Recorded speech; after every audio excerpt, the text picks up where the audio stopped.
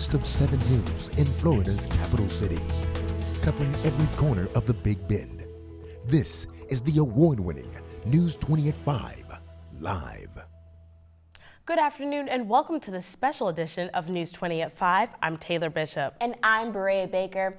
Tensions were high on the campus of Florida A&M University after the Board of Trustees attempted to fire University President Almira Mangum yesterday. Now BOT Chairman Rufus Montgomery has announced that he's resigning from his post as chair, says the Associated Press.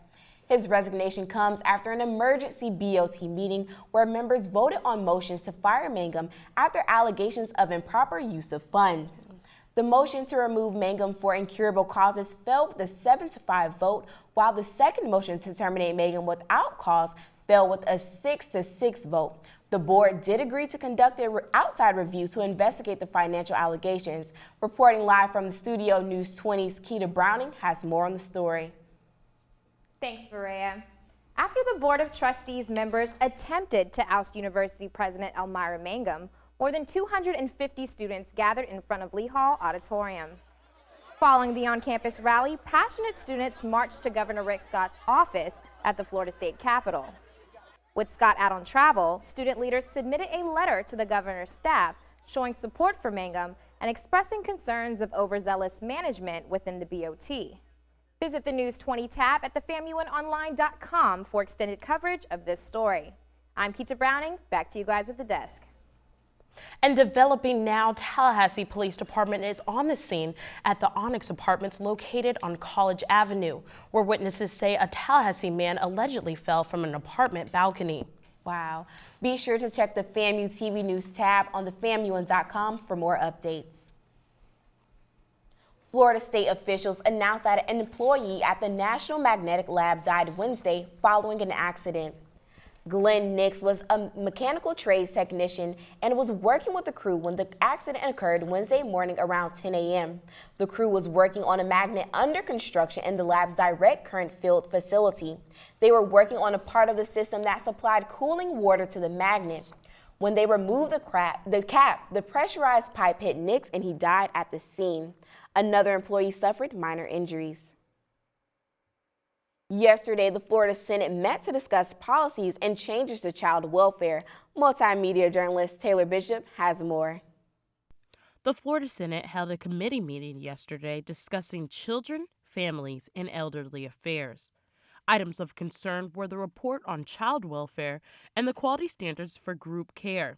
In 2014, laws required that child service agencies shift its focus from keeping children in homes to protecting them. Victoria Zepp, Executive Director of Governmental and Community Affairs, expresses what needs to be done. What I would love to see is actually take a look at what are we doing today, where are the gaps, what does that analysis let us know, and we don't have to take a long time to do this because we have immediate needs. Florida is the leading state for group and foster care. The main focus of the child welfare meeting was to accept bills that will work in the real world.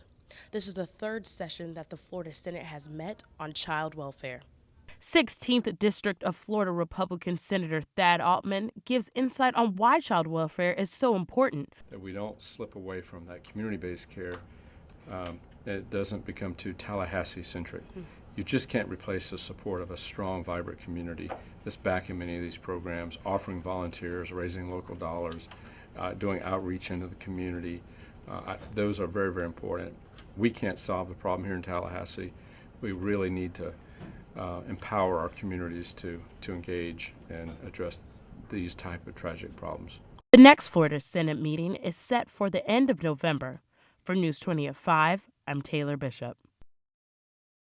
To find out more about child welfare in Florida, visit the centerforchildwelfare.org. And civil rights pioneer and surgeon Dr. William G. Anderson spoke to the FAMU community about his experiences during the civil rights movement. Anderson was a longtime friend of Martin Luther King Jr. and the former president of the civil rights organization, the Albany Movement. He ended his week's lecture holding a forum in Perry Page. The theme of the lecture was An Awakening, How the Civil Rights Changed My Life. Thanks, guys. The American former professional NBA player Lamar Odom and his wife Khloe Kardashian have officially decided to call out their divorce. Lamar Odom signed the divorce papers in July, but due to a delay in the LA courts, they remain illegally married.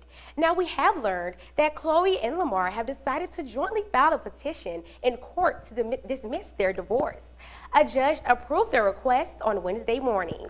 And speaking of splitting apart, Raf Simons is parting ways with Christian Dior. The designer is exiting the celeb-adored brand after 3.5 years as creative director. And it's been 4 long years for singer Adele. Adele's first single, Hello, from her new album drops today. The album will be released on November 20th. And actress and singer Zendaya took to Instagram to show her true image. She slammed the magazine artist for touching up her photos by narrowing her hips. They successfully changed the picture within the magazine. And this is all for eLive News. I am Tiandrea Hood. Now back to you ladies at the desk. Thanks, Tiandrea. And Shakoria, what kind of weather can we expect for this weekend? Well, Taylor, it was a little cool this morning, but it is warming back up. And I'll have more on what is now being named the largest hurricane in history. Stay tuned. You're watching News 20 at 5. And now for our 5-day forecast, we'll see sunny skies throughout the weekend, but we'll have a few chances of rain. If you take a look on Sunday, it's going to be 85 with mostly sunny skies. On Monday, we'll have a 50% chance of rain where the high will be 78, the low will be 66. And on Tuesday, we'll have a 60% chance of rain where the high will be 76 and the low will be 66. Good, that's all for weather. Now back to you at the desk. Well, Travis, that weather sounds great. What can we look forward to in sports? Well, we have 2 FAMU football players who have been named Players of the Week. We'll have that and more next in sports.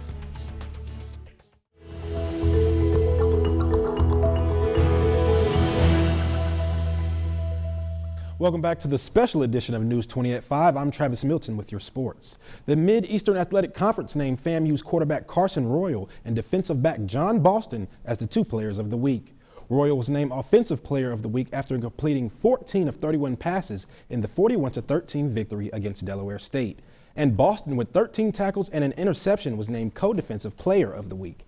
The Rattlers will return to Bragg Memorial Stadium next Saturday in hopes to gain their second and last home victory against North Carolina A&T, who are ranked first in the MEAC Conference. And sophomore running back Dalvin Cook and junior wide receiver Kermit Whitfield are hands down 2 of the fastest players on the Florida State football team.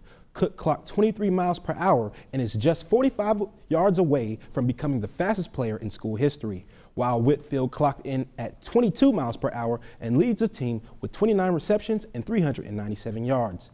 These 2 athletes and the Seminoles will face off with the Georgia Tech Yellow Jackets this Saturday at Bobby Dodd Stadium in Atlanta. Kickoff starts at 7 p.m. Back to you all at the desk. Thanks, Travis. And coming up after the break, find out what FAMU is doing for Breast Cancer Awareness Month. We'll have all that more next on News 20 at 5.